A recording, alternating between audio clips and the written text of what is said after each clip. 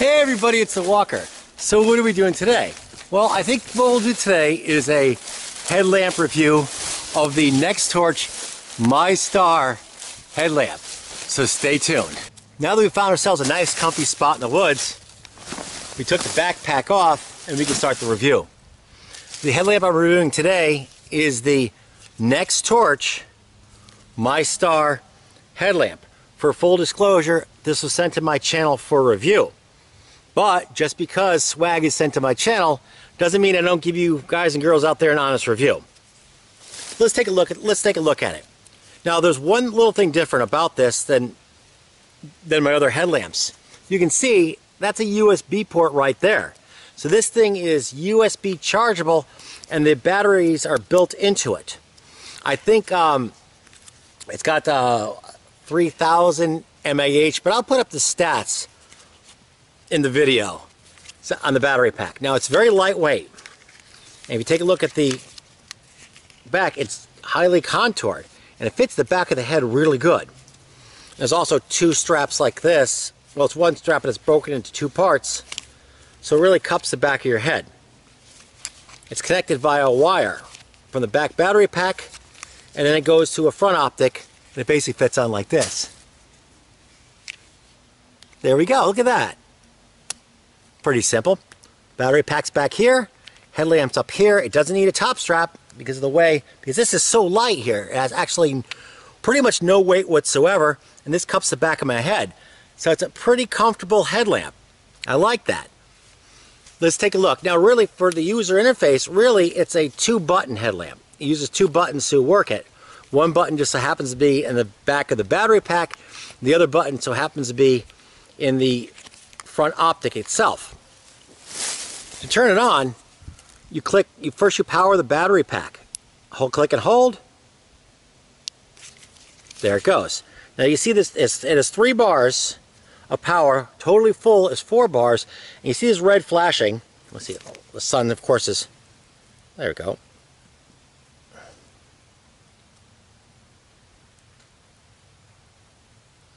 That red flashing is also nice. I've used this headlamp jogging on the road. Actually, I've used this headlamp for about a month. So when I get a product, I don't just immediately grab it, unbox it, then review it for you. I actually use it. And I use this on the road because I like that the flashing red light might be an extra warning, although I do wear a vest as well when I'm jogging on the road, but might be an extra warning for cars or whatever coming up from behind me. In order to tell how much power I have, a quick click then reactivates the little LEDs indicating the power, with 4 being the maximum and 1 being the least amount. And then click and hold again. Should turn it back on. There we go. Okay. Now to turn the front on, the actual optic itself, that's pretty simple. Click. There we are. 3 modes. Click and hold. And you get the ridiculous disco mode. But fortunately the disco mode is so hard, it's like SOS, it's so hard to actually activate. It's not hard, but you won't accidentally activate the disco mode because you really got to hold that a while, which is kind of nice. I don't use these type of weird modes, I mean, for obvious reasons. This looks kind of silly, but I don't like it when I have to like pan through them on the UI. So the disco mode or the SOS, it's out of the way, which is kind of nice. Okay. Now it starts on high, medium, low, and of course the SOS. So there's 4 modes. Then click again to turn off. Now, one thing about the user interface, which I actually didn't really prefer, you click it on, it's on high now. I'll put up all the lumens and run times on the bottom. Now, after 3 or so seconds, if I want to drop it down to the next mode, it goes off. That's how you turn it off. I understand the reasons, but I'd prefer if I could just cycle through the modes out, turning it off after 3 seconds. But on the pro side, a lot of times I can decide what mode I want to use within that 3 seconds and it doesn't get in the way. I don't know if what I said makes any sense, but the general gist is when you turn it on, it goes to the highest mode, you cycle through to find the mode you want, and then you leave it there. When you when you turn it off, after 3 seconds of running, it'll then turn off, and then it goes right back to the high mode again. So the light basically doesn't have a memory mode. There's pros and cons to that. After just click it, you turn it back off. So on the user interface, I would prefer if they had some kind of memory mode, or better yet, if it came in on a low mode first rather than high. But this is only personal preference. I find it easily workable because there's only 3 modes, so it's pretty easy to work with on that regard. Now I'm going to show you something really cool about this headlamp. Take a look at this. See this spinning optic? And this is what makes it really awesome. The spinning optic, the whole thing spins, and by doing that, it makes the beam wide or really narrow. Put the medium. See, the beam gets narrower, wider. Well, you can't see there. You'll see during the field testing, but you can take a look, and the beauty is, when I'm doing this, I don't have to go back and forth in order to adjust the beam profile. I can just keep spinning it. It's wider, wider out there, goes back in, wider, wider, wider, goes back in. So I can adjust it without having to go back and forth, just keep spinning it. And that's pretty cool. It's pretty comfortable too. Now, another downside is that I wish they added a little more material to this headband. I'm at the maximum extension of the headband, and I felt if it had another inch of material for my big noggin, it would allow me to put it easier over a hat. You know, if I had like a regular hat, I could put it over a hat or a work hat or something like that for times when it's like really cold in the winter. But of course, on the flip side though, I can easily put this under a hat. But if I had like a helmet or something like that, it would never fit. You know, like a work helmet or a hard hat, it would never fit that in a million years. So I think if they added a little more material to that, it would help. I mean, it fits my head. I mean, it stretched a bit when I used it, and now it fits perfectly. But my recommendation to the manufacturer, let's add a little more material to this headband. That's one of the few downsides, and my personal preference of the UI being it started on low first. But you know, barring those few things, its ability to adjust its beam is really amazing, and there wasn't a lot of compromise. I got this wide Floody beam that covered a huge swath of the woods, and it wasn't all sloppy beam, it wasn't all a ringy beam.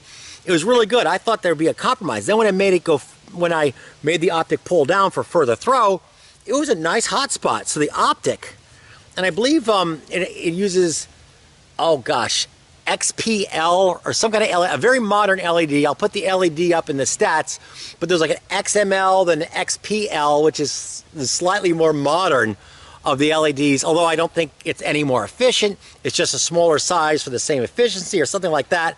I'm not an expert on LEDs, but I'll put the LED up, and it's neutral white, not warm. I kind of prefer like I mean, that's not neutral white. I mean, it's cool white, but I kind of prefer neutral white or warm. So this is cool white, but fortunately, it's not like squid piss green or space alien blue. You know, it's fairly standard neutral white tint. So I kind of like that. You know, but I wish they also came up with a, I mean, and it's cool white, not neutral white. I'm getting this all messed up. The general gist is, it's cool white.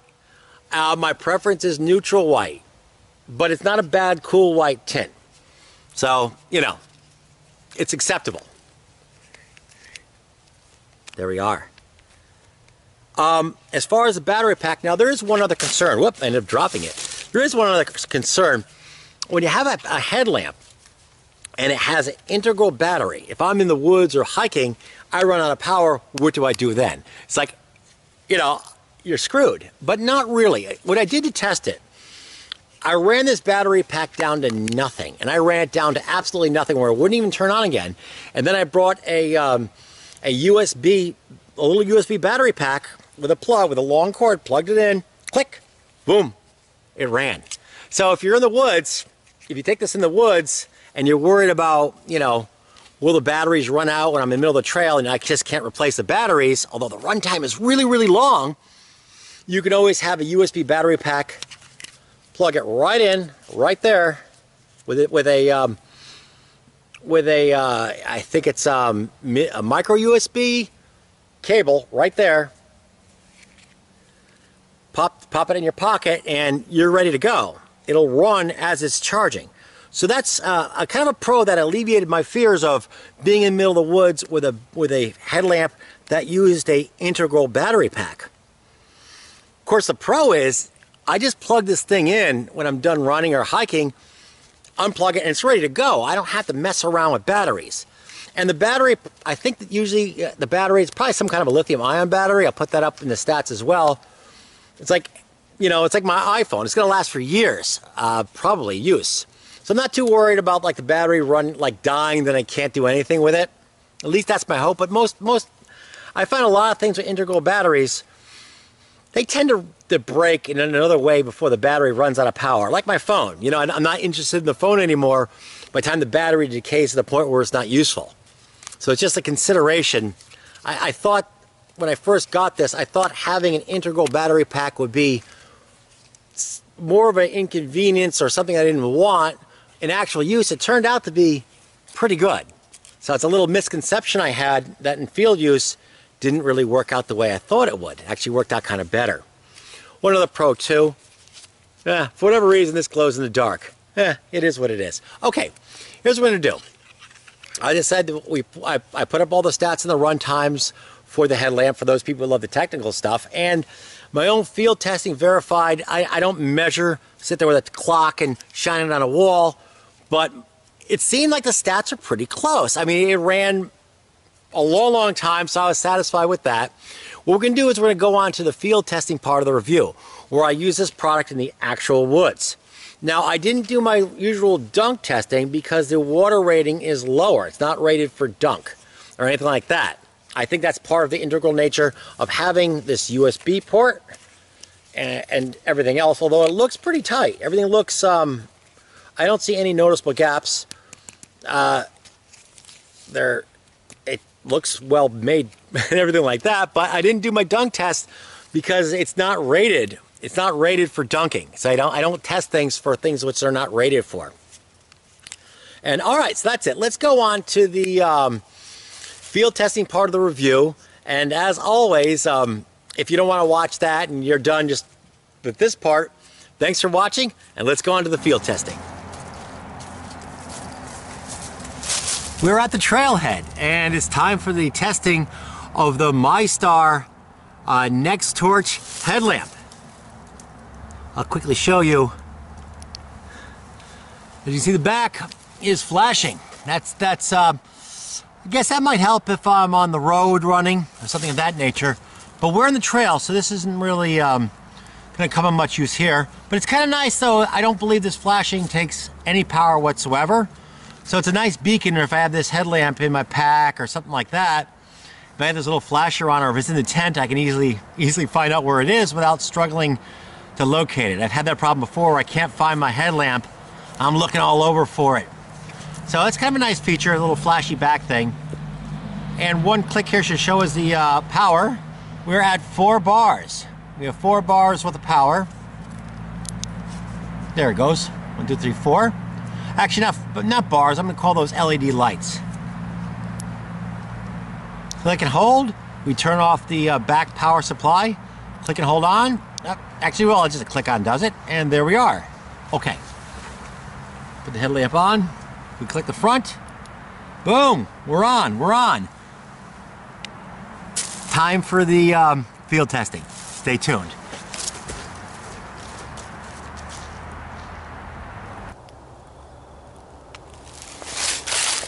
Hiking with the myStar headlamp by Nextorch.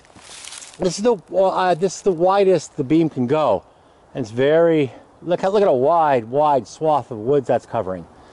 I thought there'd be compromises on the wider pattern, maybe a sloppy beam pattern because it's adjustable, but it doesn't seem to be much compromise on that beam pattern. It's just a nice wide beam, and then we focus in. Pull it out. Let's go to the far tree. There's a far tree way back there. As you pull it out, you can barely see the far tree. Focus in. Now I can see it just fine. Pull it out. Focus back in. One of the beauties here of this beam and the way they have it set up, I can keep twisting the bezel and it just keeps pulling the beam out, pulling it back in. I don't have to go up and down, and it doesn't lock back. It just continually spins. So all I have to do is just keep spinning it over and over again if I want. I don't have to like adjust left or right. I can just keep turning it in one direction. So that, I think that's pretty neat. That's the top setting. Let's go down to the middle setting. That's still plenty bright. That is really bright, in fact. And then that's a low setting. Now the low setting, I'm gonna guess it's I don't know how many lumens. It looks around 20 or something like that. And I gotta say, I mean, I wouldn't want to have it as the only setting for hiking, but I could do pretty much everything with this. I mean, even the low setting, you know, if I had to use just this mode around camp or walking a very familiar trail or the street, you know, even on a trail like this where I know where I'm going, this is plenty enough. Especially on a wide pattern. I use this setting for when I'm running on roads that I know well. I've actually used this headlamp for a month. It was sent to me for review, but I don't just open, there we are. I just don't open a box and then test and review something.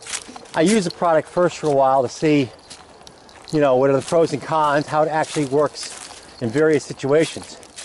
Okay, so we'll keep hiking. We've got a couple parts of this review. We've got, we're gonna jog on a dirt road on the way down from the mountain.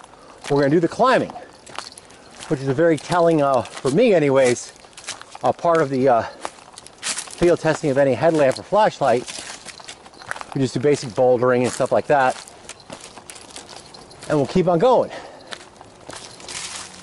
Here's an area where I don't need the widest part of the beam because I'm surrounded by mountain laurels. So I can pull in the beam pattern, give me a little more throw, and work within this environment.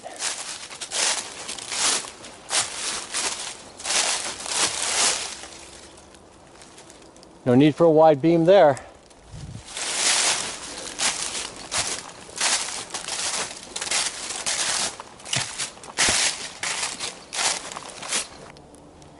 But it's on the high mode. I gotta be really careful with this one, just because of the leaves.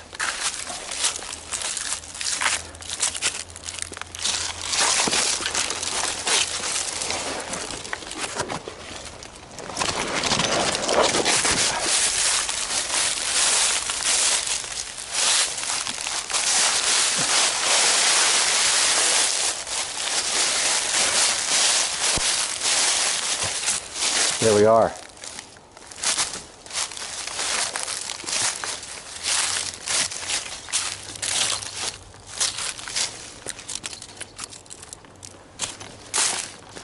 Excellent flood for this. This is not something I want to use the focus beam on. It's something I definitely want the flood for. Always 3 points of contact when you do something like this. I mean, it's not the biggest fall I could probably get is 15-20 feet, but that'll kill you. That will kill you. Of course I'm being dramatic, you know, but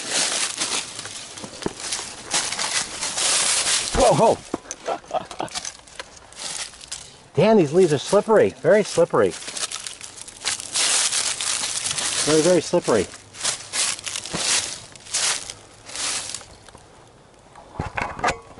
I need to switch hands. I have to maintain that 3 points contact.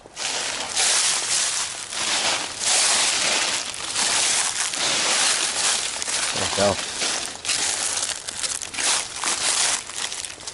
Wow.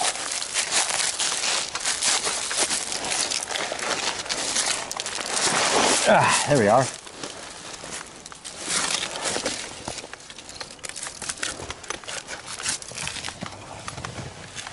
There we go.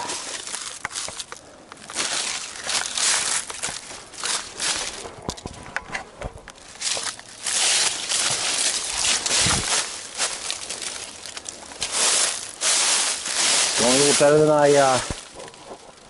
I hoped. Keep going.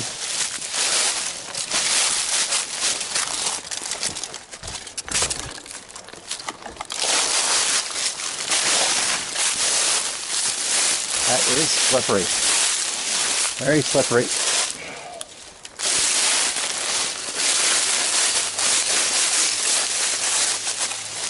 Really watch this one here. 1 point, 2 points, 3 points contact. Oh, here we are.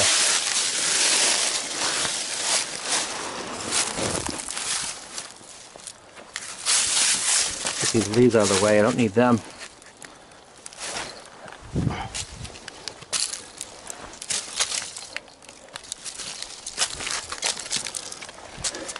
Three points of contact, 3 points of contact. And there we are. Oh wow, that's always a good time. Always a good time. Get a focus beam here on that. Wider beam.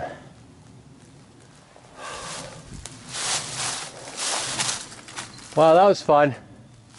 Very fun.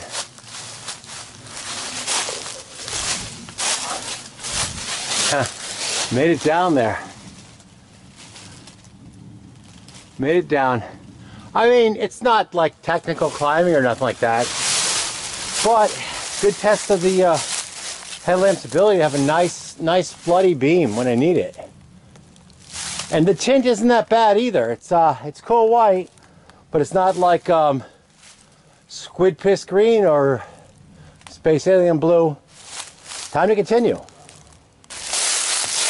And there's a dirt road in the bottom of the mountain. Time for the jogging.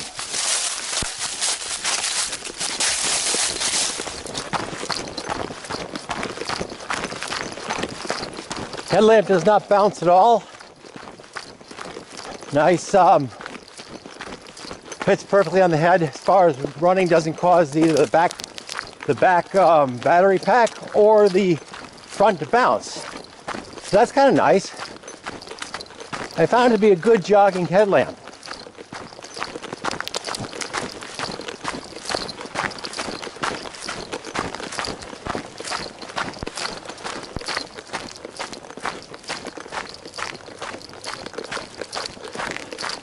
I can adjust as I'm running. So easy to adjust the beam. But I like to keep it on a nice, something like that. I got a little more throw, but also wide enough to cover the whole road.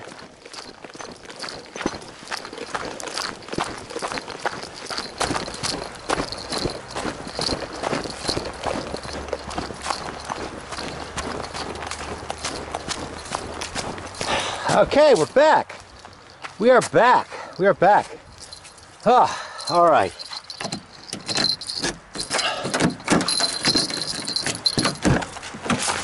There we go. There we are.